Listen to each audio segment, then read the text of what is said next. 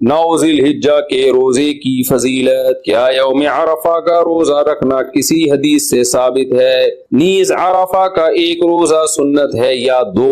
حبیب خان سعودی عرب سے. صحیح حدیث میں ہے کہ عرفہ کا ایک روزہ اگلے اور پچھلے سال کے ایک سال کے گناہوں کا کفارہ ہے. بہت بڑی فضیلت ہے. اور صحیح حدیث سے 9 ذی الحجہ کا روزہ ثابت ہے. اس میں 2 نہیں ملانا سنت ہے. کوئی ملا لے تو کوئی غلط بھی نہیں ہے، بلکہ پورا ہی 9 دنوں تک روزے رکھ لے تو بہت اچھی بات ہے. لیکن جیسے محرم میں ہم کرتے ہیں نا 9-10 محرم یا 10-11 محرم، تو ایسا ذی الحجہ میں نہیں ہے. صرف ایک روزہ بھی رکھ لیں گے 9 تاریخ کا تو سنت ادا ہو جائے گی. کیا 9 ذی الحجہ کا روزہ سعودیہ کے حساب سے ہوگا؟ 9 ذی الحجہ کا روزہ سعودیہ کے حساب سے رکھیں یا پاکستان کی 9 تاریخ کے حساب سے؟ شمائلہ صاحبہ کراچی سے.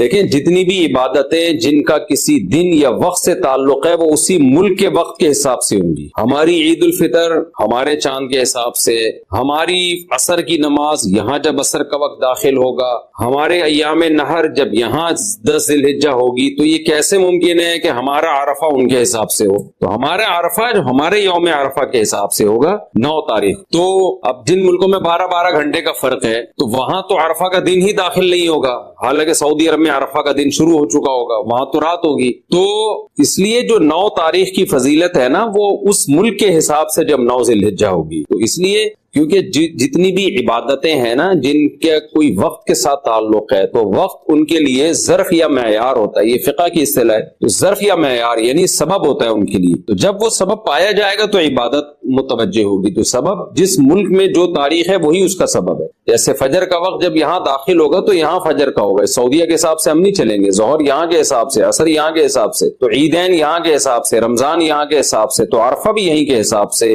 لیلۃ القدر بھی یہی کے حساب سے ہوگی. ہر چیز یہی کے حساب سے ہوگی. 9 ذی الحجہ کے روزے کی فضیلت. کیا یوم عرفہ کا روزہ رکھنا کسی حدیث سے ثابت ہے؟ نیز عرفہ کا ایک روزہ رکھنا سنت ہے یا 2؟ حبیب خان سعودی عرب سے. جی صحیح حدیث سے ثابت ہے عرفہ کا روزہ. آپ صلی اللہ علیہ وسلم نے فرمایا مجھے امید ہے کہ جو یوم عرفہ کا روزہ رکھے گا تو یہ ایک دن کا روزہ 1 سال پچھلے اور 1 سال اگلے گناہوں کا کفارہ بن جائے گا. علماء کہتے ہیں اس سے صغیرہ گناہ مراد ہوتے ہیں، کبیرہ مراد نہیں ہوتے. تو یہ بہت بڑی فضیلت ہے، اس لیے عرفہ کے روزے کا اہتمام کرنا چاہیے. عید کتنے دن ہوتی ہے؟ 1 دن یا 3 دن؟ عید الفطر اور عید الاضحیٰ ایک دن ہوتی ہے یا 3 دن؟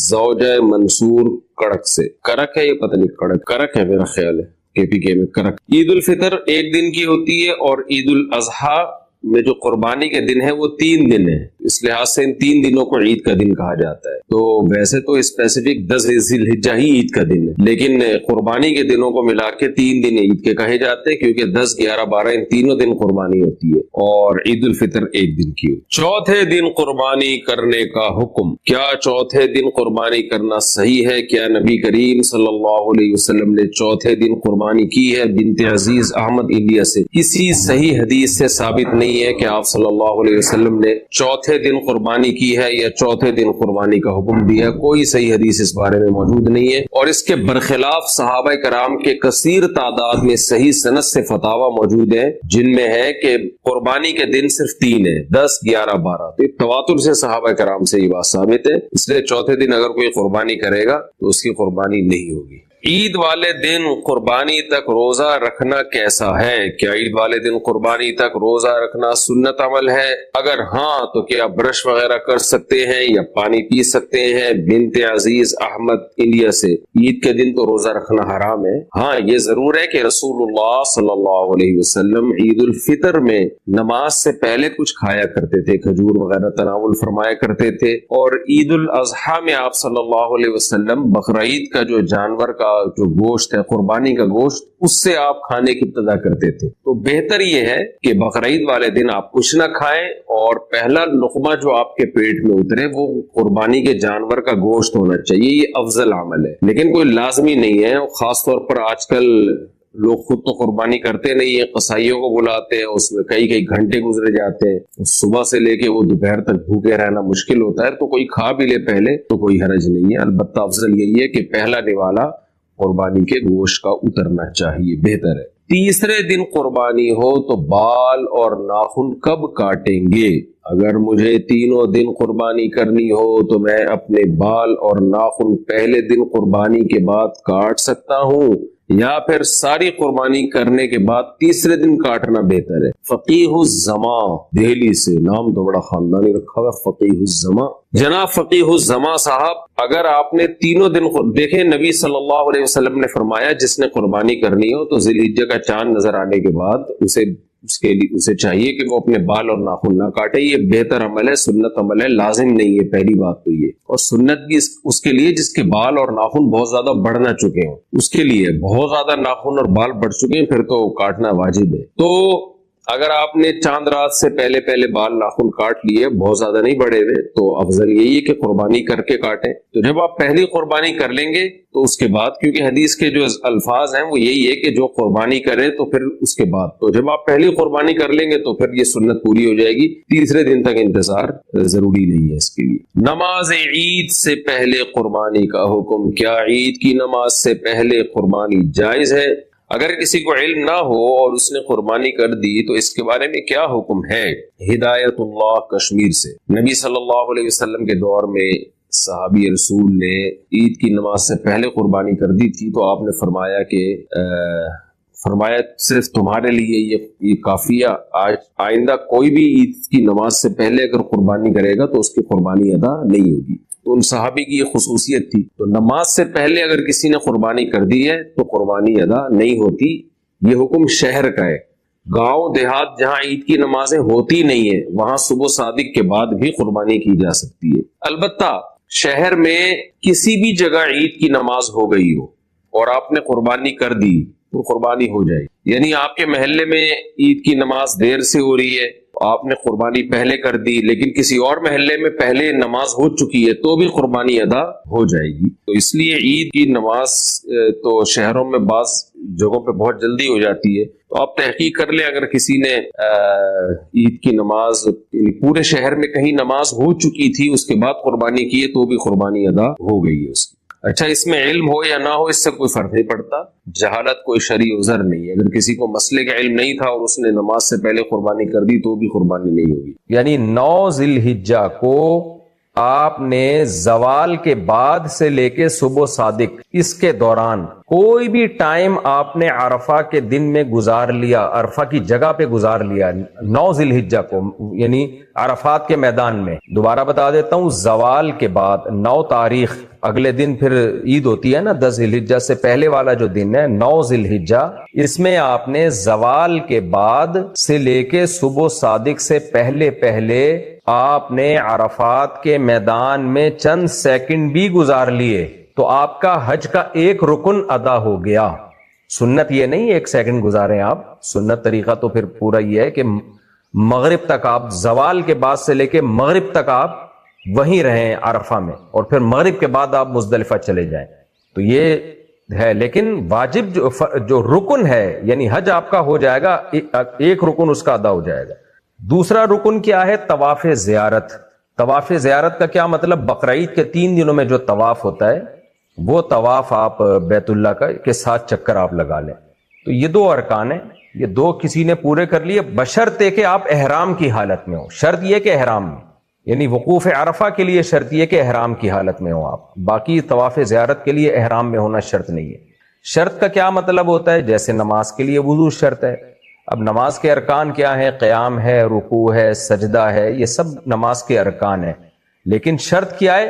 باوضو ہونا۔ اگر آپ باوضو نہیں ہوں گے تو یہ ارکان ادا نہیں ہوں گے۔ تو اسی طرح آپ کا احرام میں ہونا ضروری ہے۔ احرام کسے کہتے ہیں وہ بھی میں بھی آپ کو بتاتا ہوں۔ تو احرام کی حالت میں ہوں گے آپ، اور پھر عرفہ کا آپ وقوف کریں گے، یعنی میدان عرفات میں کچھ دیر بھی جا کے ٹھہر جائیں گے، اور پھر آپ طواف زیارت کریں گے بقرعید کے دنوں میں، تو آپ کا حج ادا ہو گیا۔ باقی جتنی بھی حج کے جو مناسک ہیں، رمی کرنا یا مینا میں قیام کرنا، ان میں کچھ مناسک ایسے ہیں جو واجب ہیں، نہیں کریں گے گنہگار ہوں گے، لیکن دم دینے سے وہ تلافی ہو جائے گی۔ اور کچھ مناسک تو ایسے ہیں جو واجب ہیں ہی نہیں، سنت مؤکدہ ہیں، جیسے وہ جو مینا میں قیام کرنا، اور کچھ مناسک ایسے ہیں جو سنت غیر مؤکدہ ہیں، وہ ڈیٹیل تو پھر آپ کتابوں میں جا کے پڑھ لیں، اور اس کی عامی آدمی کو ضرورت نہیں ہے. بس اتنا علم ضروری ہے کہ دو کام اگر آپ نے کر لیے، احرام کی حالت میں آپ نے عرفہ کا وقوف کر لیا اور آپ نے طواف زیارت کر لیا، تو آپ کا حج ادا ہو گیا. آپ حاجی کہلائیں گے، الحاج آپ کہلا دیں گے. باقی اگر پھر کچھ غلطیاں ہوئی ہیں تو وہ علماء سے پوچھ لیں. کسی غلطی میں آپ کو دم دینا پڑے گا، کسی غلطی میں آپ کو دم بھی نہیں دینا پڑے گا. تو یہ وہ پھر کتابوں میں ڈیٹیل ہے. مجھے موقع ملا اگلے سال سے پہلے انشاءاللہ میں حج پہ ایک اچھی سی ڈاکومنٹری جو اپنی آواز میں ریکارڈ کرواؤں گا، جو سلائیڈیں دکھا کے اور آسان الفاظ میں کوشش کروں گا. ویسے ڈاکومنٹریز الحمدللہ اہل علم بنا چکے ہیں، وہ آپ دیکھ سکتے. یہ تو ہو گیا حج کے ارکان. اور عمرے کا رکن ہے صرف طواف احرام کی حالت میں. یعنی شرط یہ کہ احرام کی حالت میں ہو. آپ احرام کی حالت میں آپ نے طواف کر لیا، آپ کا عمرہ ہو گیا. باقی سعی جو ہے یہ واجب ہے، حج میں بھی اور عمرے میں بھی، تو یہ واجب ہے. اگر کسی نے سعی نہیں کی تو دم دینا پڑے گا اس کو. اچھا، احرام کسے کہتے ہیں؟ میں نے بتایا نا، شرط یہ عمرے میں شرط یہ کہ احرام کی حالت میں آپ طواف کریں، اور حج میں شرط یہ کہ احرام کی حالت میں آپ وقوف عرفہ کریں. تو احرام کسے کہتے ہیں یہ بھی سمجھیں. احرام ان دو چادروں کو نہیں کہتے. احرام کو سمجھنے کے لیے آپ یہ سمجھیں کہ جیسے ہم نماز میں جب نماز کی نیت سے تکبیر تحریمہ کہتے ہیں، اللہ اکبر کہتے ہیں، تو یہ کہتے ہی ہم پر کچھ پابندیاں عائد ہو جاتی ہیں. وہ پابندیاں کیا ہیں بھئی؟ اب آپ کسی سے بات چیت نہیں کر سکتے، کھا پی نہیں سکتے آپ. تو یہ نماز کی پابندیاں عائد ہوتی ہیں تکبیر تحریمہ کہنے سے. تو گویا تکبیر تحریمہ کہنے کے بعد ہم نماز کے گویا احرام میں آ جاتے ہیں. اور اب اس میں آپ بات چیت نہیں کر سکتے، آپ جو ہے کھا پی نہیں سکتے، آپ دائیں بائیں مڑ نہیں سکتے، نماز توڑ نہیں سکتے. آپ بلا ضرورت آپ کو نماز کمپلیٹ کرنی پڑے گی. ایسا نہیں ہو سکتا آپ نے تکبیر تحریمہ کہہ کے نیت باندھی، پھر آپ نے کہا چلو یار ابھی توڑ دو نماز، تھوڑی دیر بعد پڑھ لیتا ہوں. نہ، اب آپ کو کمپلیٹ کرنا آپ پر واجب ہو جاتا ہے. تو جیسے نماز کی ایک تکبیر تحریمہ ہوتی ہے جس کے بعد آپ پر کچھ پابندیاں آ جاتی ہیں، ایسے ہی حج اور عمرے میں بھی احرام ہوتا ہے تلبیہ کہہ کے. یعنی آپ تلبیہ کہتے ہیں، لبیک اللہم لبیک، لبیک لا شریک لک لبیک، ان الحمد والنعمت لک والملک لا شریک لک. یہ الفاظ آپ کہتے ہیں اور اس کے بعد آپ نیت کرتے ہیں زبان سے، اے اللہ میں عمرے کی نیت کرتا ہوں، یا اے اللہ میں حج کی نیت کرتا ہوں، اسے قبول کر لے اور آسان کر دے. اس نیت سے جب آپ یہ الفاظ کہیں گے تو آپ احرام میں آ گئے. یعنی گویا کہ آپ نے نیت باندھ لی حج کی یا عمرے کی. اب احرام میں آنے کے بعد کچھ پابندیاں آپ پہ شروع ہو جاتی ہیں. نماز میں جب آپ تکبیر تحریمہ کہتے ہو تو کیا پابندیاں؟ کھانا پینا نہیں ہے، بات چیت نہیں کرنی ہے، حرکت نہیں کرنی ہے غیر ضروری.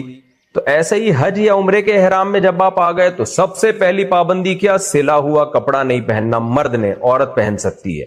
اب آپ سلا ہوا کپڑا نہیں پہن سکتے، اب آپ خوشبو نہیں لگا سکتے، اب آپ کہیں کے بال نہیں کاٹ سکتے، نوچ نہیں سکتے، نہ کاٹ سکتے ہیں، نہ آپ ناخن کاٹ سکتے ہیں، آپ کوئی خوشبودار چیز استعمال نہیں کر سکتے. آپ جو ہے وہ کسی جانور کو قتل نہیں کر سکتے. یعنی کوئی بھی جو شکار کے جانور ہوتے ہیں، یہ سب ساری کی ساری پابندیاں آپ کے احرام میں آنے کے بعد آپ پر لاگو. اچھا، نماز میں احرام سے نکلنے کے لیے کیا ہے؟ یعنی نماز میں جب ہم تکبیر تحریمہ کہتے ہیں تو السلام علیکم ورحمۃ اللہ کہہ کے جب نماز ختم کرتے ہیں تو ہم اس جو ہم پہ پابندیاں لگی تھیں ان پابندیوں سے ہم آزاد ہو جاتے ہیں. تو حج اور عمرے میں جب آپ احرام سے نکلنے کا ارادہ کریں گے، اور وہ کب کریں گے؟ جب آپ وقوف عرفہ اور مزدلفہ میں قیام کر چکے ہوں گے اور آپ رمی کر چکے ہوں گے. تو اس کے بعد پھر آپ 10 ذی الحجہ کو بقرعید والے دن آپ جانور قربان کرتے ہیں. تو جانور آپ قربان کرنے کے بعد شریعت آپ کو اجازت دیتی ہے احرام سے نکل آؤ. تو احرام سے نکلنے کا کیا طریقہ ہے کہ عورتیں 1 انگلی کے پورے کے بقدر اپنے بالوں کو کٹوائیں کم از کم، اور مرد کیا کریں؟ وہ بھی 1 انگلی کے پورے کے بقدر بالوں کو کٹوائیں. کم از کم 25% سر کے بالوں کو کٹوانا ضروری ہے، یا پھر اس طرح پھیر لیں. اس طرح پھیرنا زیادہ بہتر ہے. تو 1 پورے کے بقدر بال وہ لوگ کاٹ سکتے ہیں جن کے بال زیادہ لمبے ہیں. جن کے بال ہی 1 پورے کے برابر ہوں تو وہ کیسے کاٹیں گے؟ تو ان کو تو حلق ہی کرنا پڑے گا. تو یہ کام جب آپ کر لیں گے تو احرام کی پابندیوں سے آپ نکل جائیں گے. تو یہ ہے آسان سا طریقہ، یعنی جو احرام کا تصور ہے وہ میں نے آپ کے سامنے پیش کیا. لوگ سمجھتے یہ 2 چادریں احرام میں، نہ، یہ احرام کی پابندیوں میں ہے کہ آپ نے سلا ہوا کپڑا نہیں پہننا. تو اسی سے بھی پتہ چل گیا کہ احرام کے بعد آپ چادریں تبدیل بھی کر سکتے ہیں، کیونکہ ان چادروں کا احرام سے تعلق نہیں ہے براہ راست کوئی، بلکہ سلا ہوا کپڑا نہ پہننا یہ احرام کی پابندی ہے جو آپ کو کرنی پڑے گی. اب ظاہر ہے جب سلا ہوا کپڑا نہیں پہنیں گے تو ایسے برہنہ تو نہیں گھومیں گے نا، کچھ نہ کچھ تو پہننا ہے. تو اب کچھ بھی پہنتے رہیں آپ، بس سلا ہوا کپڑا نہیں پہننا آپ نے. اور نہانے کے لیے اگر آپ گئے ہیں تو بغیر صابن کے نہا سکتے ہیں، تو اس میں بھی آپ احرام اتار سکتے ہیں، چادر تبدیل بھی کر سکتے ہیں. اور عورت پر جو احرام کی پابندیاں عائد ہوتی ہیں، کچھ پابندیاں تو وہی ہیں جو مردوں پر ہیں، خوشبو نہیں لگانی، اور جو ہے وہ خوشبودار صابن سے نہانا وغیرہ بھی اسی میں داخل ہے. لیکن عورت کی احرام میں لباس نہیں ہے، لباس اس کو پراپر پورا پہننا پڑے گا. صرف اتنی پابندی ہے اس کے اوپر کہ وہ کپڑا چہرے سے نہ لگے، اس کا جو کپڑا ہے نا وہ چہرے سے نہ لگے. تبھی جو پردے دار خواتین ہیں وہ ایک کیپ والا وہاں نقاب لیتی ہیں جو کیپ کے آگے لٹکا ہوا ہوتا ہے، تو ایسا کر لینا چاہیے، کیونکہ چہرے کا پردہ جوان عورت پر ہر صورت میں فرض ہے، چاہے وہ عمرہ کرنے گئی ہو، حج کرنے گئی ہو، یا نارملی عام حالات میں اس پر نامحرم سے چہرہ چھپانا فرض ہے. تو صحابیات بھی نقاب لیتی تھیں جب وہ حج کرنے گئی ہیں، تو نقاب آگے کرتی تھیں جب مرد گزرتے تھے. تو نقاب کرنا جوان لڑکی کے لیے ضروری ہے یہ، لیکن چہرے پہ کپڑا نہ لگے. اگر تھوڑی دیر کے لیے کپڑا لگ گیا تو کچھ صدقہ کر دیں، اور اگر 12 گھنٹے کے لیے کپڑا لگا رہا متفرق اوقات میں تو پھر دم واجب ہوگا. اور 12 گھنٹے تک نہیں لگتا ہے. خواتین اس پہ پریشان ہوتی ہیں کہ ہم نے کپڑا لٹکایا ہے، وہ بار بار منہ پہ لگ رہا ہے، ہوا سے لگ رہا ہے. تو اس لیے جو علماء ہیں وہ یہ کہتے ہیں کہ حج کے بعد چند ریال صدقہ کر دینے چاہیے، تاکہ جو تھوڑی بہت آپ سے کوتاہی ہوئی ہے وہ اس میں تلافی ہو جائے. لیکن دم واجب نہیں ہے. دم کہتے ہیں بکرا یا گائے یا دمبا وغیرہ ذبح کرنا حرم میں. اسی طرح مرد کے لیے یا عورت کے لیے بال کاٹنا بھی جائز نہیں ہے. اب بعض دفعہ داڑھی نوچ لیتا ہے آدمی، اس کے 1-2 بال ٹوٹ جاتے ہیں، سر کے بال ٹوٹ جاتے ہیں، تو وہ جب آپ چند ریال صدقہ کر دیں گے تو وہ سب اس میں تلافی ہو جائے گی. دم اتنی جلدی واجب نہیں ہوتا. دم کے لیے جنایت ہونی چاہیے، جو غلطی ہو وہ ایک بڑی غلطی ہونی چاہیے. کہ وہ بڑی غلطی یہی ہے کہ آپ نے 12 گھنٹے تک سلے ہوئے کپڑے پہن کے رکھے، یا چہرہ آپ نے، مرد یا عورت نے 12 گھنٹے تک چہرہ ڈھانپ کے رکھا، چاہے وہ کنٹینیوسلی 12 گھنٹے ہوں یا متفرق اوقات میں کو ملا کے دیکھا جائے تو 12 گھنٹے بنتے ہوں. تو یہ احرام کا تصور ہے. امید ہے انشاءاللہ آپ کی سمجھ میں آ گیا ہوگا. حج زندگی میں کتنی بار فرض ہے؟ 1 بار فرض ہے. حج عمرے میں کیا فرق ہے؟ میں نے بتا دیا. حج میں 2 بڑے ارکان ہیں، وقوف عرفہ اور طواف زیارت. اچھا، طواف زیارت ان 3 دنوں میں واجب ہے، بقرعید کے جو 3 دن ہوتے ہیں. سب سے پہلا سوال ہے جی حج کن افراد پہ فرض ہوتا ہے؟ حج ان پہ فرض ہوتا ہے کہ جب حج کی درخواستیں آپ کے کنٹری میں جا رہی ہوں تو اس وقت آپ کے پاس آپ کی ضرورت سے زیادہ اتنا مال ہو کہ آپ وہ ایپلیکیشن، چاہے پرائیویٹ یا گورنمنٹ کی جو ایپلیکیشن ہوتی ہیں، وہ فیس آپ پے کر سکتے. جیسے فرض کریں کہ جی جنوری میں حج کی درخواستیں جا رہی ہیں، آپ جس بھی کنٹری میں، وہاں پر حکومت کا پیکج یا پرائیویٹ پیکج جو ہے جنوری میں، تو آپ کے پاس جنوری میں اتنے پیسے ہیں. اس سے پہلے کیا تھے، اس کے بعد کیا تھے، یہ نہیں دیکھا جائے گا. اس وقت آپ کے پاس اتنے پیسے ہوں کہ آپ جہاز کا کرایہ، آپ فیس جو بھی ہوٹلوں کی ہوتی ہے، جو بھی پیکج ہے آپ کا، سستا والا یا مہنگا والا یا مہنگے سے مہنگا والا، جو بھی پیکج ہے، جو سستا والا پیکج بھی اگر آپ اس پیکج پہ حج کر سکتے ہو تو آپ پہ حج فرض ہو جائے گا. تو اس میں جانا اور آنا، اور اس دوران اپنے بیوی بچوں کا بھی خرچہ پانی دے کے جائیں. تو یہ استطاعت جس شخص کے اندر ہوگی اس پہ حج فرض ہو جائے گا. یعنی اس میں یہ نہیں ہے کہ اس مال پہ سال گزرنا ضروری ہے، نہ اس میں یہ دیکھا جائے گا بس حج کی درخواستیں جب جا رہی ہیں، یہ خوب اچھی طرح سمجھ لیں، اس وقت آپ کے پاس اتنا پیسہ ہو، اور وہ پیسہ بھی یا تو کیش اماؤنٹ کی صورت میں ہو، یا سونے چاندی کی شکل میں ہو، یا تجارتی مال کی شکل میں ہو، آپ نے جو مال بیچنے کے لیے خریدا ہوا ہے، جیسے دکانوں کا سامان ہوتا ہے، یا ایسی پراپرٹی ہو جو پورے سال استعمال ہی نہیں ہوتی. تو ایسے مال اگر آپ کے پاس ہے، سونا ہے، چاندی ہے، کیش اماؤنٹ ہے، یا ایسی پراپرٹی جو پورے سال آپ استعمال ہی نہیں کر رہے، یعنی کسی کے پاس پلاٹ پڑا ہوا ہے 20-25 لاکھ کا، تو آج کل 20-25 لاکھ میں بڑے آرام سے حج ہو جاتا ہے، تو پھر اس پر لازم ہوگا کہ وہ اس پلاٹ کو بیچ. اگر درخواستیں جانے سے پہلے اس نے پلاٹ بیچ دیا اور یہ پیسے خرچ کر دیے تو پھر اس پر لازم نہیں. لیکن درخواستیں جانے کے ٹائم میں اس کے پاس یہ پلاٹ تھا اور اس نے نہیں بیچا اور حج نہیں کیا تو حج فرض ہو جائے گا. پھر یہ فرضیت کبھی ساقط نہیں ہوتی، اگلے سال اس کو کرنا پڑے گا، اگلے سال نہیں کیا تو اگلے سال کرنا پڑے گا. پیسے ختم بھی ہو گئے تو بھی فرض رہے گا اس کے اوپر، پھر اس پر لازم ہوگا کہ وہ وصیت کرے کہ بھئی میرے مال میں سے 1/3 میں سے حج کیا جائے، تو اس طرح سے حج فرض ہوتا ہے۔ اچھا، حج جو ہے یہ ایک سوال ہے جی، حج اور عمرے میں کیا فرق ہے اور حج کا طریقہ کیا ہے؟ اب طریقوں پر تو پوری ڈاکومنٹریز ہیں، کتابیں ہیں، میں آپ کو بہت سادہ انداز میں بتاتا ہوں۔ حج اور عمرہ دونوں بہت سادہ ہیں سمجھنا، ٹینشن کی بات ہی نہیں ہے، کیونکہ لوگ اتنی موٹی کتابیں دیکھ کے اور اتنے مسائل دیکھ کے ایک دم پیچیدگی میں چلے جاتے ہیں۔ دیکھیں، 2 چیزوں کا نام ہے حج، ایک شرط ہے اور 2 ارکان ہیں حج کے۔ ارکان کیا ہیں جی؟ وقوف عرفہ، یعنی 9 ذی الحجہ کو آپ نے زوال کے بعد سے لے کے صبح صادق اس کے دوران کوئی بھی ٹائم آپ نے عرفہ کے دن میں گزار لیا، عرفہ کی جگہ پہ گزار لیا 9 ذی الحجہ کو، یعنی عرفات کے میدان میں۔ دوبارہ بتا دیتا ہوں، زوال کے بعد 9 تاریخ، اگلے دن پھر عید ہوتی ہے نا، 10 ذی الحجہ سے پہلے والا جو دن ہے 9 ذی الحجہ، اس میں آپ نے زوال کے بعد سے لے کے صبح صادق سے پہلے آپ نے عرفات کے میدان میں چند سیکنڈ بھی گزار لیے تو آپ کا حج کا ایک رکن ادا ہو گیا۔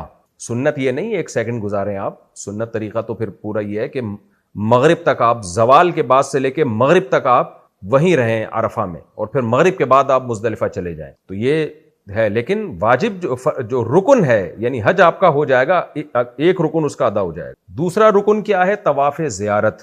طواف زیارت کا کیا مطلب؟ بقرعید کے 3 دنوں میں جو طواف ہوتا ہے، وہ طواف آپ بیت اللہ کا کے 7 چکر آپ لگا لیں۔ تو یہ 2 ارکان ہیں، یہ 2 کسی نے پورے کر لیے، بشرطے کہ آپ احرام کی حالت میں ہو۔ شرط یہ کہ احرام میں، یعنی وقوف عرفہ کے لیے شرط یہ کہ احرام کی حالت میں ہو، باقی طواف زیارت کے لیے احرام میں ہونا شرط نہیں۔ شرط کا کیا مطلب ہوتا ہے؟ جیسے نماز کے لیے وضو شرط ہے، اب نماز کے ارکان کیا ہیں؟ قیام ہے، رکوع ہے، سجدہ ہے، یہ سب نماز کے ارکان ہیں، لیکن شرط کیا ہے؟ باوضو ہونا۔ اگر آپ باوضو نہیں ہوں گے تو یہ ارکان ادا نہیں ہوں گے۔ تو اسی طرح آپ کا احرام میں ہونا ضروری ہے۔ احرام کسے کہتے ہیں وہ بھی میں آپ کو بتاتا ہوں۔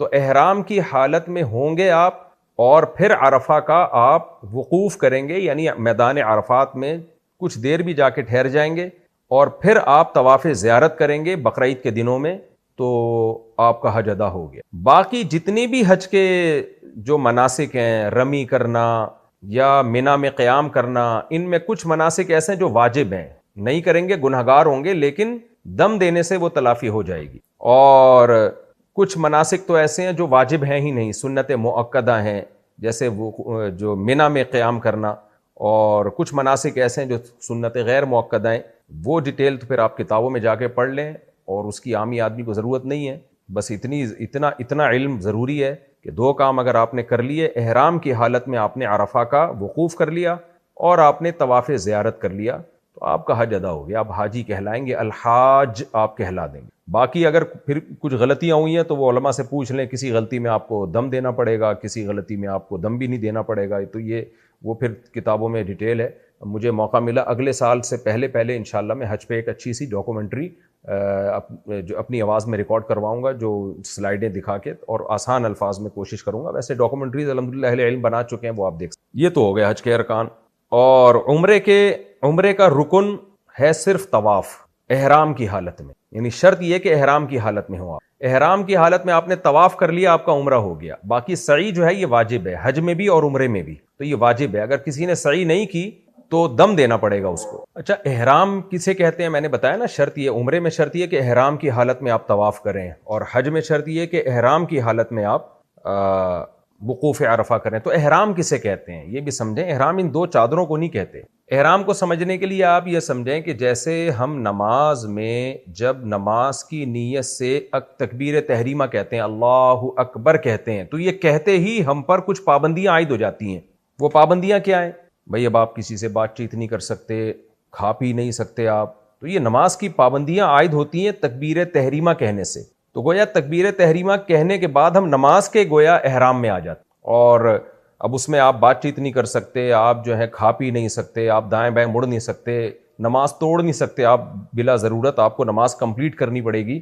ایسا نہیں ہو سکتا آپ نے تکبیر تحریمہ کہہ کے نیت باندھی، پھر آپ نے کہا چلو یار ابھی توڑ دو نماز، تھوڑی دیر بعد پڑھ لیتا ہوں۔ نہ، اب آپ کو کمپلیٹ کرنا آپ پر واجب ہو جاتا۔ تو جیسے نماز کی ایک تکبیر تحریمہ ہوتی ہے جس کے بعد آپ پر کچھ پابندیاں آ جاتی ہیں، ایسے ہی حج اور عمرے میں بھی احرام ہوتا ہے تلبیہ کہہ کے، یعنی آپ تلبیہ کہتے ہیں لبیک اللہم لبیک لبیک لا شریک لک لبیک ان الحمد والنعمت لک والملک لا شریک لک، یہ الفاظ آپ کہتے ہیں اور اس کے بعد آپ نیت کرتے ہیں زبان سے، اے اللہ میں عمرے کی نیت کرتا ہوں یا اے اللہ میں حج کی نیت کرتا ہوں، اسے قبول کر لے اور آسان کر دے۔ اس نیت سے جب آپ یہ الفاظ کہیں گے تو آپ احرام میں آ گئے، یعنی گویا کہ آپ نے نیت باندھ لی حج کی یا عمرے کی۔ اب احرام میں آنے کے بعد کچھ پابندیاں آپ پہ شروع ہو جاتی ہیں۔ نماز میں جب آپ تکبیر تحریمہ کہتے ہو تو کیا پابندیاں؟ کھانا پینا نہیں ہے، بات چیت نہیں کرنی ہے، حرکت نہیں کرنی ہے غیر ضروری۔ تو ایسے ہی حج یا عمرے کے احرام میں جب آپ آ گئے تو سب سے پہلی پابندی کیا؟ سلا ہوا کپڑا نہیں پہننا، مرد نے، عورت پہن سکتی ہے، اب آپ سلا ہوا کپڑا نہیں پہن سکتے، اب آپ خوشبو نہیں لگا سکتے، اب آپ کہیں کے بال نہیں کاٹ سکتے، نوچ نہیں سکتے، نہ کاٹ سکتے ہیں، نہ آپ ناخن کاٹ سکتے ہیں، آپ کوئی خوشبودار چیز استعمال نہیں کر سکتے، آپ جو ہے وہ کسی جانور کو قتل نہیں کر سکتے، یعنی کوئی بھی جو شکار کے جانور ہوتے ہیں، یہ سب ساری کی ساری پابندیاں آپ کے احرام میں آنے کے بعد آپ پر لاگو ہو جاتی ہیں۔ اچھا، نماز میں احرام سے نکلنے کے لیے کیا ہے؟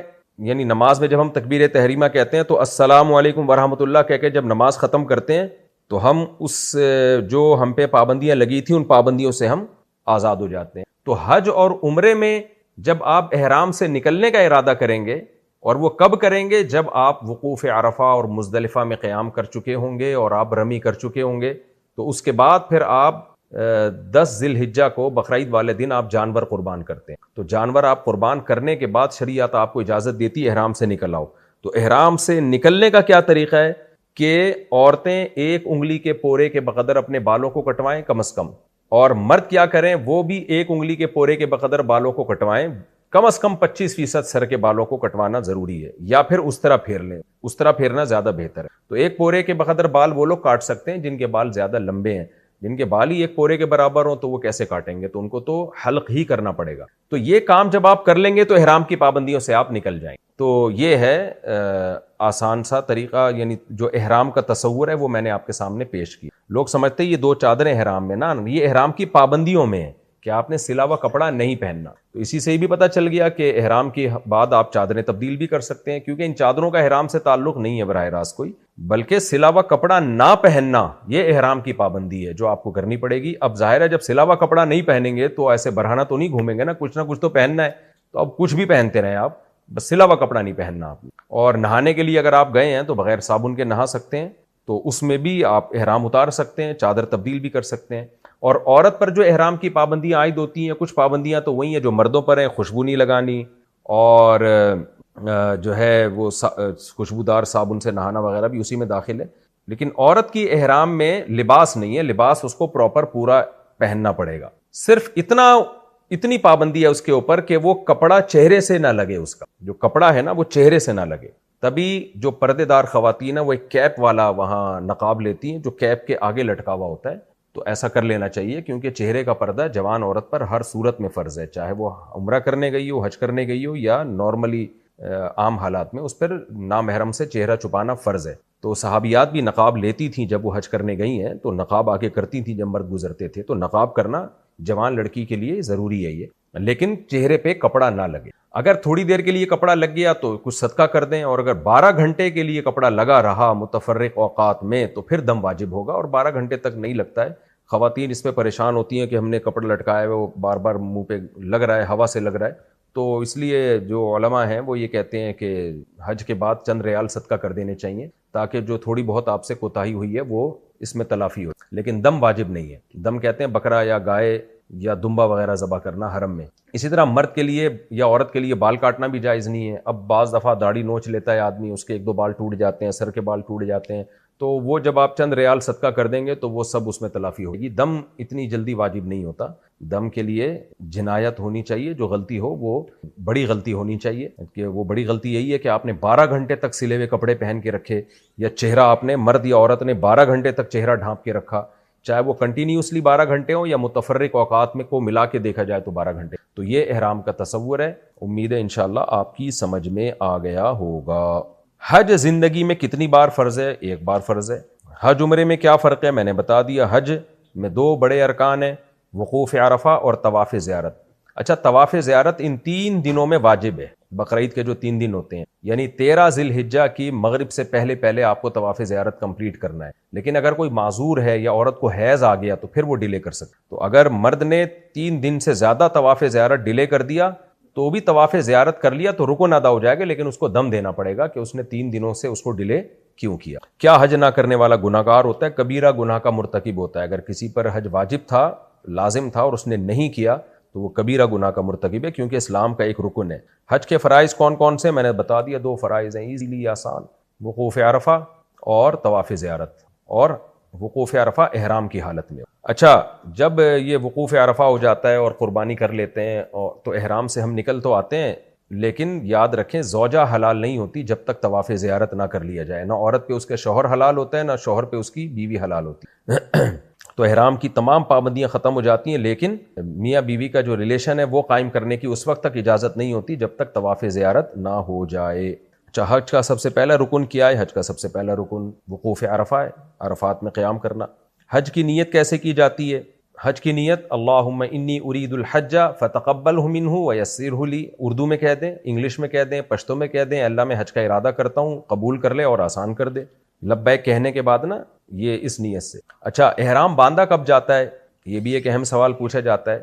دیکھیں، جب ہم یہاں سے کراچی سے، پاکستان سے یا دوسرے ملک سے حج کی نیت سے چلیں گے تو میقات، مدینہ والوں کی میقات الگ ہے، پاکستان والوں کی، انڈیا پاکستان والوں کی الگ ہے. تو جہاز میں اناؤنسمنٹ ہو جاتی ہے کہ ہم میقات سے گزرنے والے ہیں، اس سے پہلے پہلے آپ کو لبیک کہنا واجب ہے، کیونکہ اگر آپ میقات آپ نے بغیر احرام کے کراس کر لیا تو پھر آپ پہ دم واجب ہوگا. تو بغیر احرام کے آپ میقات کراس نہیں کر سکتے. ہاں، اگر آپ نے یہاں سے نیت حج کی یا عمرے کی نہیں ہے، آپ کی نیت ہے ریاض جانے کی یا جدہ اپنے کسی کام سے جانے کی، تو پھر آپ پر میقات سے پہلے احرام واجب نہیں ہے. آپ جدہ یا ریاض کسی کام سے جائیں، پھر آپ وہاں سے جا کے نیت کریں.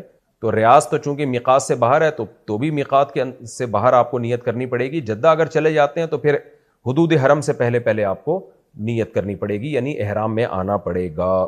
البتہ ثواب میں کمی ہو جائے گی، ثواب پورا جب ہی ملے گا جب گھر سے آپ احرام باندھ کے اور یہیں سے نیت کر لیں. حج کے کتنے طریقے ہیں؟ جی، حج کے 3 طرح کے حج ہوتے ہیں.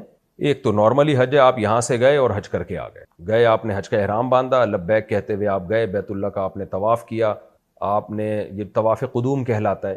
یعنی ایک تو طواف وہ ہوگا نا جو بقرعید والے دن ہوگا، وہ تو اصل رکن ہے. یہ سنت طواف ہے، جاتے ہی آپ نے طواف کیا اور پھر آپ کی مرضی ہے اسی وقت سعی کر لیں یا طواف زیارت کے بعد سعی کر لیں. سعی واجب ہے. واجب کا مطلب ہوتا ہے حج کا رکن نہیں ہے، اس کے بغیر بھی حج ہو جائے گا، لیکن سعی چھوڑ دی تو آپ کو دم دینا پڑے گا. تو آپ نے سعی کر لی اور پھر اس کے بعد آپ مینا چلے گئے، 8 ذی الحجہ کو رات گزاری اور وقوف عرفہ کی، اور جو حاجی جس طرح سے حاجی حج کرتے ہیں اس طرح سے حج کر کے آپ واپس آ گئے. یہ سمپل حج ہے، حج افراد. اس میں آپ نے نیت کیا کرنی ہے؟ اے اللہ میں حج کا ارادہ کر. دوسرا حج ہوتا ہے حج تمتع، یعنی فائدہ اٹھانے والا حج، کہ آپ ایک سفر میں وہ یا ایک تیر سے 2 شکار کر رہے ہیں. آپ کہ آپ کہہ رہے ہیں یار میں عمرہ بھی کر لوں گا، حج بھی کر لوں گا. تو اس میں آپ کیا کرتے ہیں؟ آپ جاتے ہیں، عمرے کی نیت کرتے ہیں، خالی عمرے کی، حج کی نیت نہیں کرتے، اور عمرے کی نیت سے احرام باندھ کے آپ عمرہ کرتے ہیں. یعنی طواف کیا، سعی کی اور سر منڈا کے یا قصر کر کے آپ عمرے کے احرام سے نکل آیا. پھر آپ وہیں رہتے ہیں حرم میں، آپ چاہے جتنے مرضی طواف کریں، دعائیں مانگیں. پھر جب حج کے ایام شروع ہوتے ہیں پھر آپ نے حج کی نیت کر لینی ہے وہیں حرم میں، اور حاجی جو ارکان ادا کرتے ہیں وہ آپ نے ارکان ادا کرنے ہیں. تو ایسی صورت میں آپ پہ دم واجب ہوگا شکرانے کا، یعنی آپ پر لازم ہوگا کہ آپ قربانی کریں. یہ قربانی شکرانے کی ہوگی کہ اللہ نے ایک ہی سفر میں آپ کو حج کے ساتھ عمرہ بھی نصیب کر دیا. جو حج افراد ہے اس میں قربانی واجب نہیں ہے، خوب سمجھ لیں. صرف آپ حج کی نیت سے یہاں سے گئے ہیں تو قربانی اس میں مستحب ہے، لازم نہیں ہے. تو اس میں آپ ڈائریکٹ سر منڈا کے بھی احرام سے باہر نکل سکتے. لیکن جو حج تمتع ہے اس میں آپ پہ قربانی واجب ہے. تیسرا ہے حج قران. قران کہتے ہیں ملانے کو، قرن ملانے سے. تو اس میں آپ ایک ہی احرام میں عمرہ بھی کرتے ہیں، حج بھی کرتے ہیں. یعنی آپ یہاں سے گئے، آپ نے عمرے کی نیت بھی کی اور حج کی نیت بھی کی. آپ نے جو تلبیہ کیا اس میں آپ نے یہ الفاظ کہے کہ اللہ میں حج اور عمرے دونوں کی نیت کرتا ہوں. تو آپ نے پہلے عمرہ کیا، اب احرام سے نکلے نہیں آپ، پھر آپ نے اسی احرام میں ہوتے ہوئے حج کیا. یہ سب سے زیادہ فضیلت ہے اس کی. وجہ اس کی یہ کہ اس میں احرام بہت لمبا ہو جاتا ہے. حج تمتع میں تو یہ ہوتا ہے آپ نے حج عمرہ کیا، اس کے بعد آپ احرام سے سر منڈا کے نکل آئے، تو اب ایزی ہو گئے، آپ شلوار قمیض میں یا پینٹ شرٹ جو بھی آپ کا لباس ہے اس میں آ گئے آپ. تو اس میں ثواب نسبتاً کم ہے.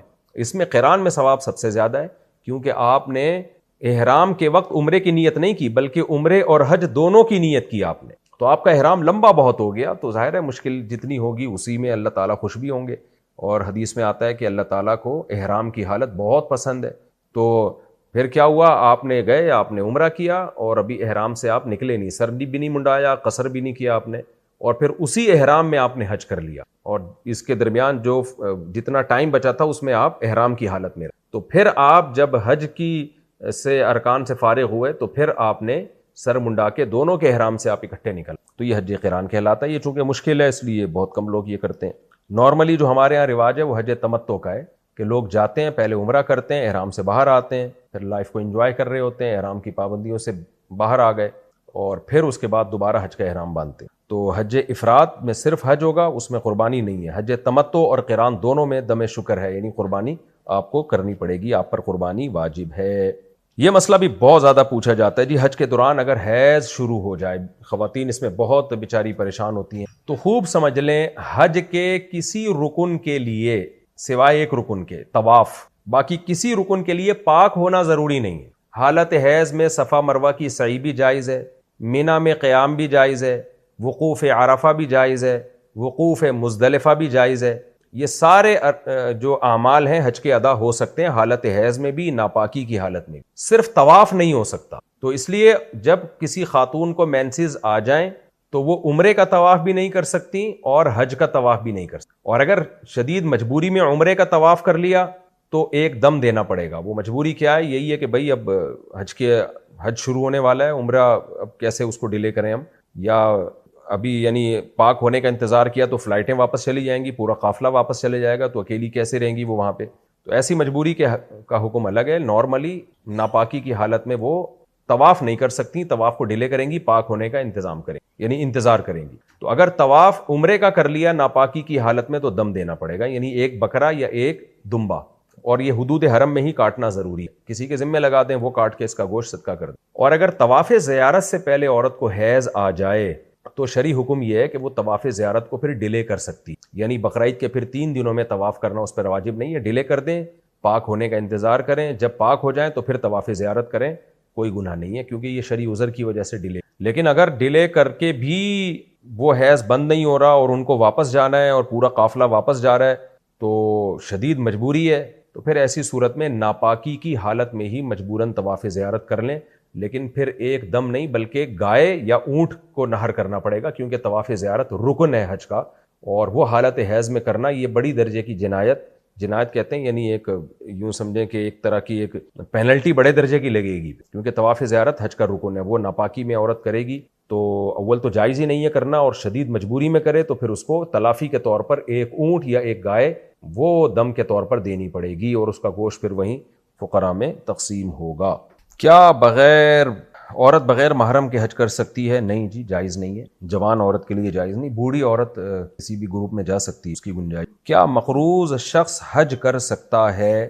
مقروض آدمی کو اگر یقین ہے کہ میرے پاس اتنی آمدن ہے کہ میں قرضہ آسانی سے لوٹا سکتا ہوں، اس کو یقین ہے کہ بعض دفعہ ہوتا ہے آپ کے پاس پیسے ابھی نہیں ہیں، آپ کو پتہ ہے کل آ جائیں گے، تو آپ حج کر کے آ جائیں، کل پیسے دے دیے گا، تو یہ اس کے لیے جائز ہے۔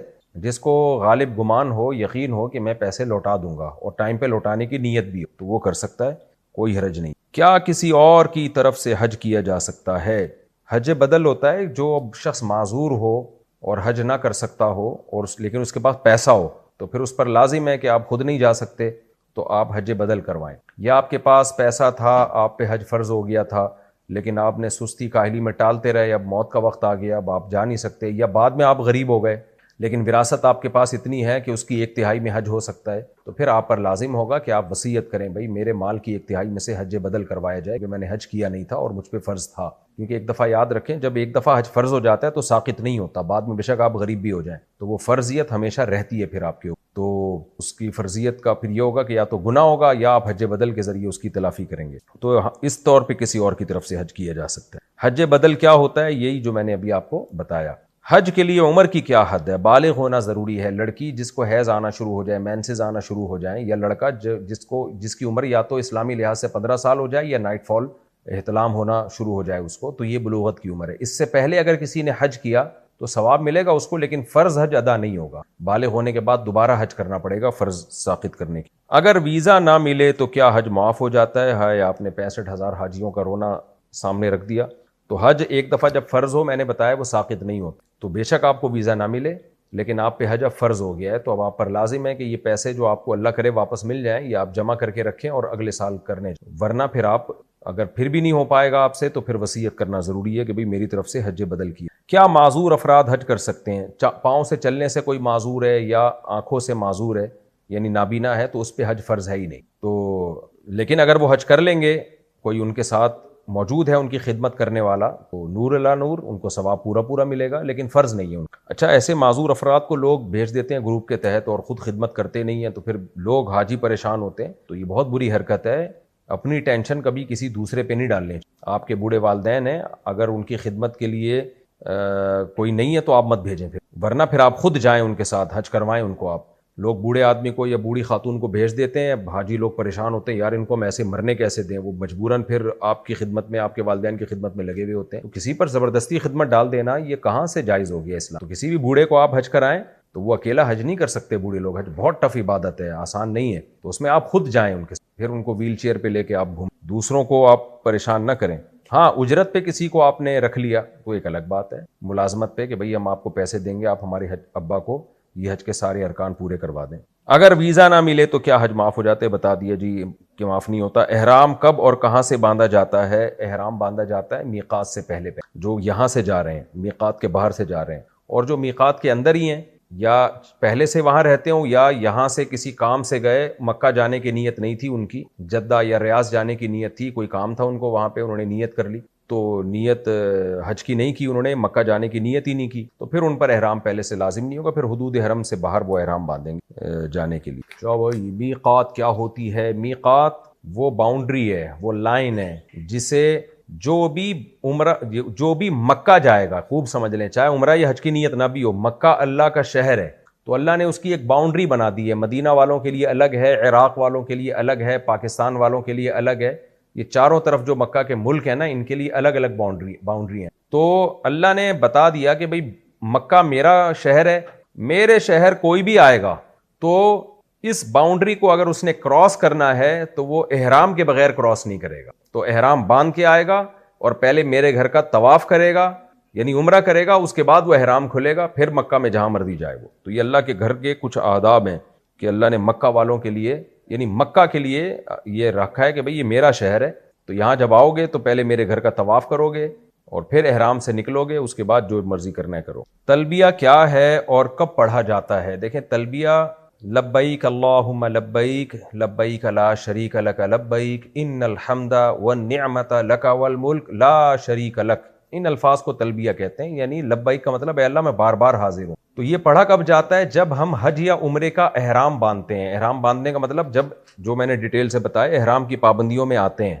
نیت کرتے ہیں کہ اللہ میں حج یا عمرے کی نیت کرتا ہوں، تو اس وقت یہ تلبیہ پڑھا جاتا ہے اور پھر حج یا عمرے کی نیت کی. پہلی بات، آپ قصائی کو کنٹرول کرنے کا طریقہ کسی انسٹیٹیوٹ میں جا کے سیکھیں آپ، کیونکہ گائے سے زیادہ بقرعید کے دنوں میں قصائی کو کنٹرول کرنا مشکل کام ہے. حقیقت بتا رہا ہوں آپ کو. قصائی گڑبڑیں کرتے ہیں. پہلی بات، قصائی کیا کرتا ہے؟ کیونکہ اس کے پاس اس 3 دنوں میں نا بقرعید کے، قصائی سے زیادہ مہنگا دنیا میں کوئی آدمی ہوتا نہیں ہے. 3 دنوں سے پہلے بچڑا جو مہنگا تھا نا، اب بچڑے اس کی ساری قیمت کدھر چلی جاتی ہے؟ قصائیوں کی طرف. اب قصائی کی ویلیو ہے. تو قصائی پکڑائی میں نہیں آتے، ان کو ہوتی ہے جلدی. آپ لائے، پہلی گڑبڑ قصائی یہ کرتا ہے کہ جانور کو گرایا، منہ میں ہوتا ہے اس کا گٹکا، منہ میں ہوتا ہے پان، منہ ہلا ہی نہیں رہا ہوتا، تکبیر ہی نہیں پڑھ رہا ہوتا. وہ کیسے پڑے گا جب اتنا بڑا گٹکا منہ میں رکھ کے پیک کے ساتھ بیٹھا ہوا ہے؟ تو تکبیر نکلے گی تو گٹکا ضائع ہو جائے گا نا اس کا. نہیں آ رہی میرا خیال ہے بات سمجھ میں. تو وہ چھری چلا رہا ہوتا ہے. ابے بھائی، تو آپ نے کیا کرنا ہے؟ قصائی سے بولیں جانور گرا دو، اس کی ٹانگیں قبلہ رخ کر دو. جانور کی قبلہ رخ ٹانگیں جب کریں گے تو جانور کا رخ قبلے کی طرف ہو جاتا ہے. سمجھتے ہیں نا؟ لوگ کیا کرتے ہیں کہ وہ ٹانگیں ادھر ہیں، منہ بیچارے کا گھما رہے ہوتے ہیں اس طرف کو. ٹھیک ہے نا؟ تو وہ بھی جانور بزبان حال کہتا ہے بیل میں ہوں، حرکتیں تیری ہیں بیل جیسی. تو اس کو گرا کے آپ نے کیا کیا؟ اس کا رخ کہاں کر دیا؟ قبلے کی طرف. بلکہ اور آسان کر کے بتاتا ہوں، جو ذبح کرنے والا ہے نا، اس کا رخ قبلے کی طرف ہونا چاہیے. سمجھتے ہیں بات کو؟ تو اس طرح سے جانور کو گرائیں کہ آپ کا رخ کہاں بن رہا ہو؟ تو پاکستان میں اس کا طریقہ یہ ہے کہ جانور کا جو سر ہے وہ ہو جنوب کی طرف, جانور کا سر کس کی طرف ہو, جنوب کی طرف, دم کا رخ کس طرف ہو, شمال کی طرف, اور ٹانگیں کس طرف ہو, جانور کی قبلے کی طرف. تو اس سے آپ کا ہاتھ بھی صحیح بیٹھے گا, آپ کا سینہ کس طرف ہو جائے گا, قبلے کی طرف ہو جائے گا. سمجھ رہے ہو؟ لیکن یہ اس جانور کے ساتھ جو آسانی سے اس کام کے لیے تیار ہو جائے. بعض دفعہ جانور اتنا خطرناک ہوتا ہے کہ اس کو گھمانے میں بہت ٹائم لگتا ہے, تو پھر قبلے کی طرف رخ کرنا کوئی ضروری عمل نہیں ہے. جیسے تیسے اس کو کاٹ کے جانور کو بھی تکلیف سے بچاؤ, خود بھی ٹینشن سے بچو, کیونکہ بعض دفعہ اتنی مشکل سے گرائے, قابو میں نہیں آ رہا, اس کو قبلہ رخ گھمانے کی جگہ نہیں مل رہی, اتنے چکر میں جانور ہی اٹھ کے اس نے آپ کو قبلے کی طرف لٹا دیا. سب لوگوں سب لیٹے ہوئے ہیں, ٹھیک ہے نا, ایسے بڑے واقعات ہوئے ہیں. تو کوئی تگڑا قسم کا جانور ہے, کنٹرول میں نہیں آ رہا, تو پھر تو جیسے تیسے ہو کر لو, تاکہ جانور کو بھی تکلیف نہ ہو, آپ کو بھی نہ ہو. لیکن نارملی اگر آسانی سے پاسبل ہو تو آپ نے کیا کرنا ہے کہ یہ بھی کر سکتے ہیں کہ اس کا سر شمال کی طرف ہو اور دم جنوب کی طرف ہو, یہ بھی صحیح ہے. مطلب یہ کہ ایک رخ اس کا شمال کی طرف اور ایک جنوب کی طرف, تو پھر پاؤں کس کی طرف ہوں گے, قبلے کی طرف. پھر آپ جب ذبح کرو گے نا تو آپ کا رخ کس طرف ہوگا, قبلے کی طرف. تو قصائی سے آپ چھری لے لیں. بعض دفعہ قصائی غیر مسلم بھی ہوتے ہیں, تو غیر مسلم کا ذبیحہ بھی اسلام میں حلال نہیں ہے, مشرک بھی ہوتے ہیں بعض دفعہ. میں نہیں کہہ رہا وہم کریں خام خواہ میں قصائیوں کی رپورٹ وہاں طلب کا شناختی کارڈ دکھائے, اسلام لکھا ہے کہ نہیں لکھا, اتنی تکلف کی ضرورت نہیں ہے. لیکن احتیاط کرنے میں میرا خیال ہے کوئی حرج. قصائی کو پہلے سے جانتے ہیں تو ٹھیک ہے, نہیں جانتے تو پھر خود ذبح کر لو بھائی, سنت ہے نا یہ. کیا خیال ہے؟ ہمارے نبی نے تو خود جانور ذبح کیا ہے, بیگم سے بھی ذبح کروا سکتے ہیں. تو اب آپ نے, بیگم سے اس لیے کہہ رہا ہوں کہ بعض لوگ سمجھتے ہیں کہ عورت ذبح نہیں کر سکتی, حرام ہو جاتا ہے, کوئی ایسا کچھ نہیں ہے, تو وہ بھی ذبح کر سکتی ہے. باقی زیادہ اس میں تفصیل میں نہیں جانا چاہتا. اب آپ نے کیا کیا کہ رخ آپ کا قبلے کی طرف ہے. کسائی سے صرف یہ پوچھ لیں چھری رکھنی کہاں پر ہے, کیونکہ ہمارے ایک جاننے والے نے بکرا ذبح کیا, یہاں سے کاٹ دیا, اتنی لمبی گردن اس کی, تو اتنا بھی نہیں ہوتا بھائی, جہاں سے کاٹنا ہے وہاں سے کاٹو. تو رکھ کے آپ نے زور سے بسم اللہ اللہ اکبر پڑھنا ہے. آہستہ سے نہیں پڑھنا, بلکہ آہستہ سے پڑھ لیں گے تو بھی قربانی ہو جائے گی, لیکن زور زور سے کیا پڑھنا ہے, بسم اللہ اللہ اکبر. اور علماء کہتے ہیں قریب والے لوگ بھی پڑھیں تاکہ چھری چلانے والے کو یاد آ جائے. آپ نے جب ذبح کیا تو صرف 4 رگیں کاٹنی ہیں اس کی. ایک نرخرا, یہ جو خوراک کی نالی ہے, ایک سانس کی نالی ہوتی ہے, اور 2 ودج ہوتی ہیں جو دل سے پریشر کے ساتھ خون دماغ کی طرف لے کے جا رہی ہوتی ہیں نا, 2 نالیاں, بہت پریشر سے اس سے خون نکلتا ہے. تو یہ 4 ٹوٹل نالیاں کٹ جائیں گی. اس کے بعد مزید کچھ نہ کاٹیں. آج کل قصائی کاٹتے چلے جاتے ہیں کیونکہ وہ چاہتے ہیں جانور جلدی ٹھنڈا ہو جائے, پھر جا کے وہ اندر نلی پہ چھرا مارتے ہیں اندر, اس سے جانور ٹھنڈا جلدی ہو جاتا ہے. لیکن اس کا نقصان کیا ہے کہ جانور کا خون جسم سے اچھی طریقے سے نہیں نکلتا. ذبح کرنے میں جو ایک بہت بڑی حکمت ہے وہ ہے کہ جانور کی باڈی سے اس کا خون نکل جائے سارا. خون اچھی چیز نہیں ہے. اب گورے بھی اس بات کو مان رہے ہیں, وہ بھی ذبح کی طرف آ رہے ہیں کہ بلڈ نکلنا چاہیے, خون میں بیماریاں ہوتی ہیں, خون کوئی انسانوں کے کھانے کی چیز نہیں ہے. تو اب اگر یہ حرام مغز میں جب وہ مارتے ہیں نا چھرا, اس سے جانور کے اعصاب ٹھنڈے ہو جاتے ہیں. تو دماغ نے جو باڈی کو میسج بھیجا ہوا تھا کہ ایمرجنسی لگی ہوئی ہے, تڑپو, اور باڈی تڑپ رہی تھی, اور اس کی وجہ سے خون کیا ہو رہا تھا, بہت تیزی سے نکل رہا تھا. تو جب وہ اس کا سارا نروس سسٹم ہی خراب ہو گیا تو باڈی کے احساس ختم, باڈی تڑپنا ختم, اور بلڈ نکلنا ختم. تو قصائی لوگ یہ کام کرتے ہیں تاکہ جب گوشت کے اندر خون زیادہ رہے گا نا, عام دنوں میں اس لیے کرتے ہیں کہ گوشت میں خون رہے گا تو گوشت کا ویٹ زیادہ ہوتا ہے, تو اکنامیکلی ان کو وہ سستا پڑتا ہے. اس کے نقصان کیا ہوتا ہے, پبلک کو بیماریاں کھانے کو ملتی ہیں. عام گوشت جو مارکیٹ میں مل رہا ہے نا, اس میں کیا ہوتا ہے, بلڈ رہ جاتا ہے, صحیح طرح وہ ذبح نہیں کرتے, چھرا مار دیتے ہیں اندر, جانور ٹھنڈا ہو گیا, گوشت میں بیماریاں رہ جاتی ہیں خون کی وجہ سے, وہ نقصان ہے. اور بقرعید میں کیا کرتے ہیں, بقرعید میں ان کو جلدی ہوتی ہے, یہ اکنامیکلی ان کو نقصان ہوتا ہے کہ اگر ہم نے جانور کے ٹھنڈا ہونے کا انتظار کیا تو اتنی دیر میں ہم 10 بچڑے اور گرا سکتے تھے. ہمیں وسیم کے یہاں بھی جانا ہے, غفار کے یہاں بھی جانا ہے, ستار کے یہاں بھی جانا ہے, سارا یہ تھوڑی کہ ہم اس کے ٹھنڈا ہونے کا انتظار کریں گے. تو لہذا وہ فوراً کیا کرتے ہیں, اندر چاقو مار دیتے ہیں, چھرا گھونپ دیتے ہیں تاکہ ٹھنڈا ہو جائے جلدی. تو آپ نے پہلے ٹریننگ کرنی ہے قصائی کو کنٹرول کرنے کی, کیونکہ لوگوں نے یہ میرے بیانات بھی قصائیوں کو سنائے کہ ابے 4 رگیں کاٹ کے آرام سے کھڑا ہو جا, 2 منٹ اس کا خون نکلنے دے آرام سے, جب نکل جائے گا خون پھر کھال اتارنا شروع کر دو اس کی, اپنی طبعی موت اس کو مرنے دو, ذبح ہونے دو. لیکن قصائی کو پتا ہے کہ بھائی اگر یہ تو میں تو دیر ہو جائے گی مجھے, تو آپ اس کو بیان سنائیں, سمجھائیں, قصائی باز نہیں آتا. تو اس لیے میں بار بار کہتا ہوں کہ آپ نے جو جس کھونٹے سے جانور کو باندھا ہوا تھا نا, 4 رگیں کاٹ کے تھوڑی دیر کے لیے وہاں سے قصائی کو مان دیں آپ, معذرت کے ساتھ قصائیوں سے پیشگی معذرت, وہ بھی ہمارے دوست یار ہیں بھائی, اسی سوسائٹی کا حصہ ہیں, لیکن کنٹرول میں ہی نہیں آتے نا, وہ کرتے ہیں, وہ نہیں مانتے. تو آپ نے تھوڑی دیر کے لیے جتنے بندے بیل پر تھے وہ سارے بیل کو چھوڑ کے کس پہ آ جائیں, قصائی پہ آ جائیں, اس کو کنٹرول کریں. وہ کاٹے گا, اندر تک کاٹتا رہے گا, اس کو بولے 4 رگیں کٹ گئی بس, سمجھ رہے ہو, اس سے گوشت میں ذائقہ بھی آئے گا, گوشت میں بیماریاں بھی نہیں آئیں گی. اور شریعت کا جو حکمت ہے کہ گوشت پاک ہو جائے, کیونکہ خون پاک چیز ہے یا ناپاک چیز ہے, ناپاک چیز ہے, تو گوشت کو شریعت چاہتی ہے خون سے کیا ہو جائے, پاک ہو جائے, تو پاک ہو جائے گا, سمجھتے ہو.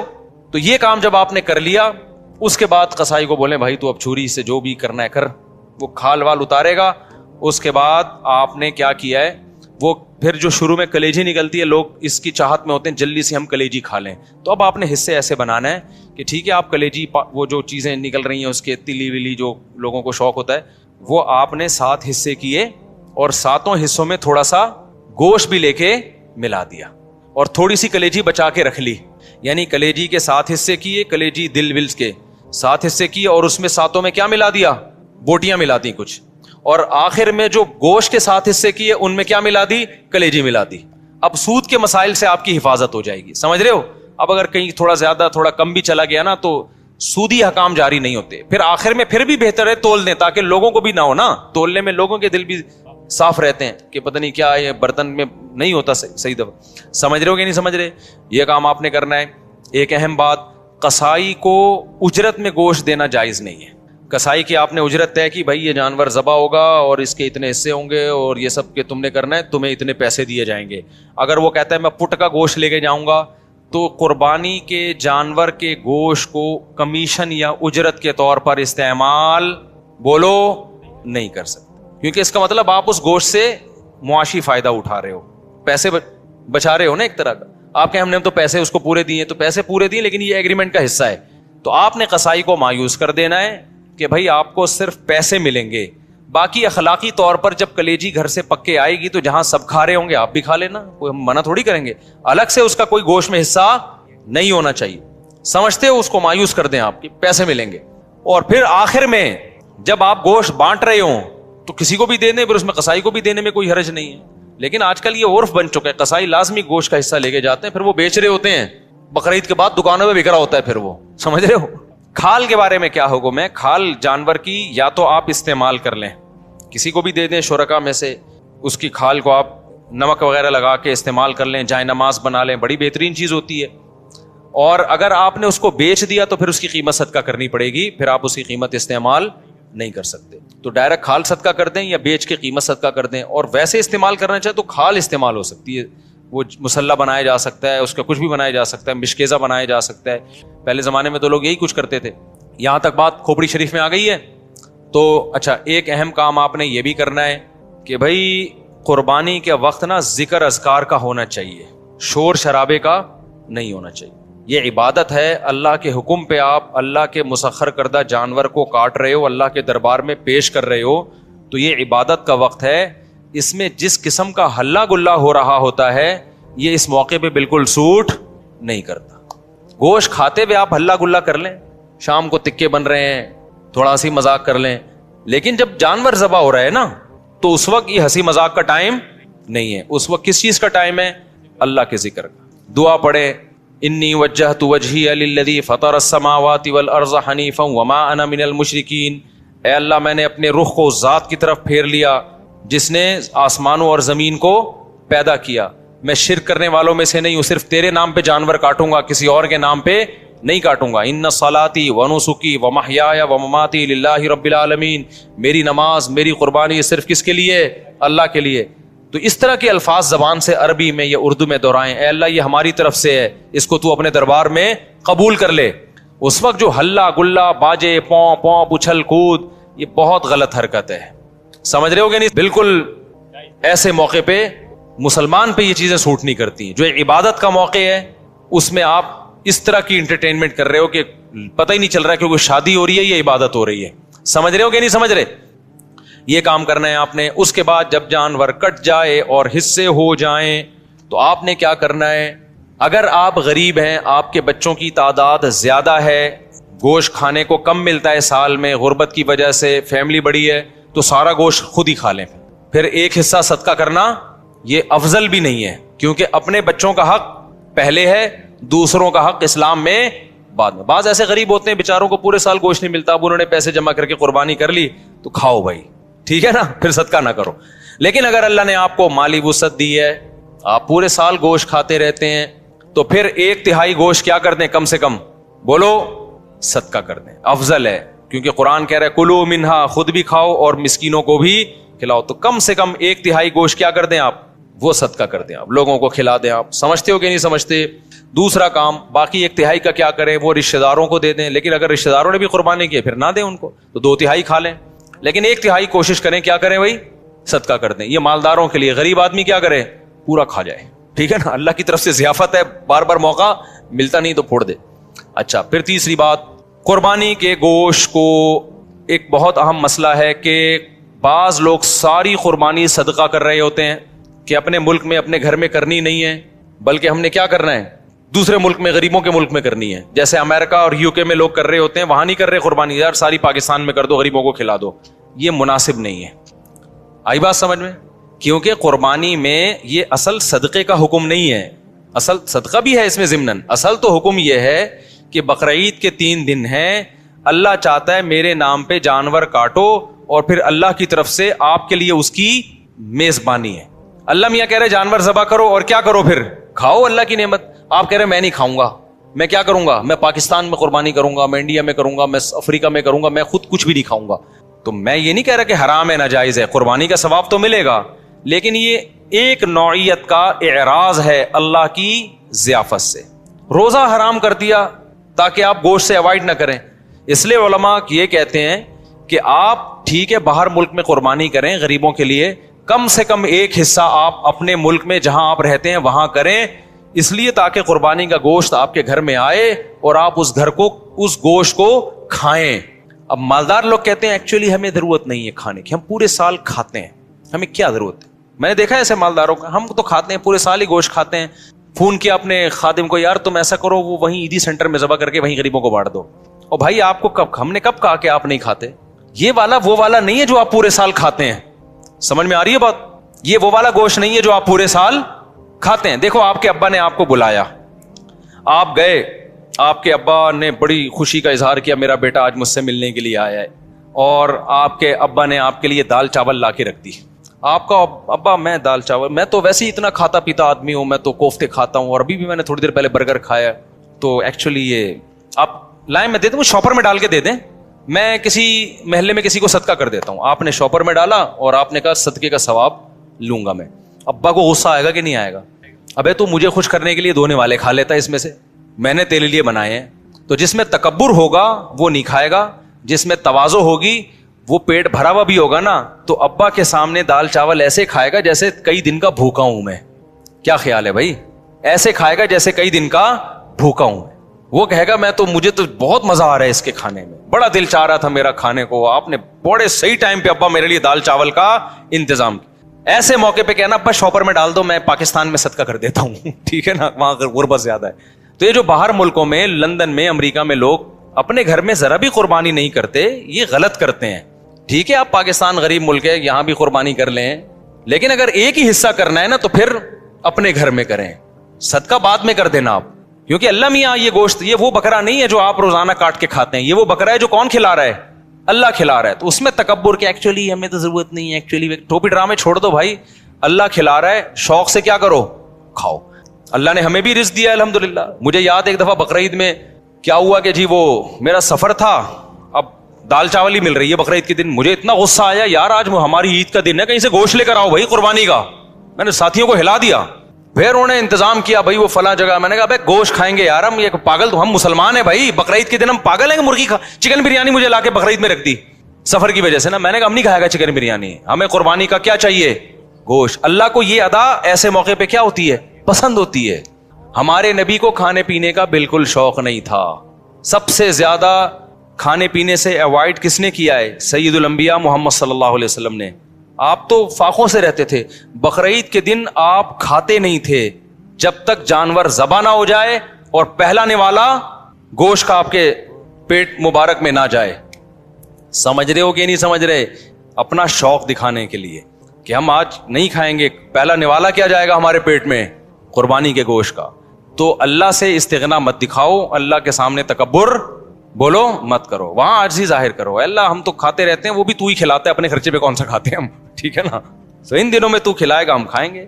تو اس لیے بقرعید کو کوشش کریں ناشتہ بھی نہ کریں قربانی کے, لیکن یہ قربانی کے گوشت جب ٹائم پہ مل جائے. ورنہ آج کل جو قربانی کا گوشت کسائی لوگ اثر میں تیار کر رہے ہوتے ہیں تو پیٹ کمر سے چپک کے خود قربانی کا بکرا بنا ہوا ہوتا ہے آدمی. پہلے زمانے میں ٹھک ٹھک ٹھک قربانی ہوتی تھی. تو اس لیے بقرعید کے دن جو ہے نا, جو یورپ امریکہ میں لوگ رہتے ہیں, بھائی اپنے گھر میں قربانی کا گوشت لایا کرو, کھایا کرو, بچوں کو بھی کھلاؤ. بولو, بچے پوچھیں ابا آج کیوں بکرے کھائے جا رہے ہیں؟ بیٹا یہ ہمارا عید کا دن ہے اور یہ ضیافت کس کی طرف سے ہے؟ اللہ کی طرف سے. آج ہم گوشت کھائیں گے. سمجھتے ہو کہ نہیں سمجھتے ہو؟ ہاں, جس کو پرہیز ہے بڑے گوشت سے وہ بکرا کھا لے. ایسا نہ ہو کہ اتنا فارم میں آ جائے کہ ڈاکٹر نے منع کیا ہوا ہے بڑا گوشت کھانے سے.